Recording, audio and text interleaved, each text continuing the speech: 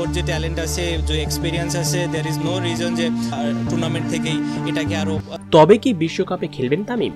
হঠাৎ লাইভে এসে তামিমকে নিয়ে কিসের ইঙ্গিত দিলেন সাকিব? বিস্তারিত জানুন দর্শক পুরো ভিডিও জুড়ে। তামিম সাকিবের দ্বন্দ্বটা বেশ পুরনো, যার জেরে গেল ওয়ানডে বিশ্বকাপেও অংশগ্রহণ করেননি তামিম ইকবাল। তবে সাকিব চাইলেই তামিমকে ফেরাতে পারত, কিন্তু সেটা তিনি করেননি, যার ফলে ওপেনিংয়ে বেশ ভুগতে হয়েছে দলকে। বিশ্বকাপে চরম ব্যর্থতার পর নিজের অধিনায়কত্ব ছেড়ে দেন সাকিব। এরপর 3 ফরম্যাটে অধিনায়ক করা হয় নাজমুল হোসেন শান্তকে। কিন্তু অধিনায়কের আগে যেমন তিনি খেলেছিলেন, অধিনায়ক হয়ে আর সেই পারফরমেন্সের ছিটে ফোড়াও দেখাচ্ছেন না শান্ত, যার ফলে এক প্রকার বাধ্য হয়েই হঠাৎ লাইভে আসেন সাকিব আল হাসান। আর লাইভে এসে তিনি বলেন, ভেবেছিলাম অধিনায়কত্ব পেয়ে শান্ত বেশ ভালো করবে, কিন্তু ওর মাথায় তেমন কিছু নেই, যাচ্ছে তাই অধিনায়কত্ব করছে এবং দলটাকে নিম্ন পর্যায়ে নিয়ে গেছে।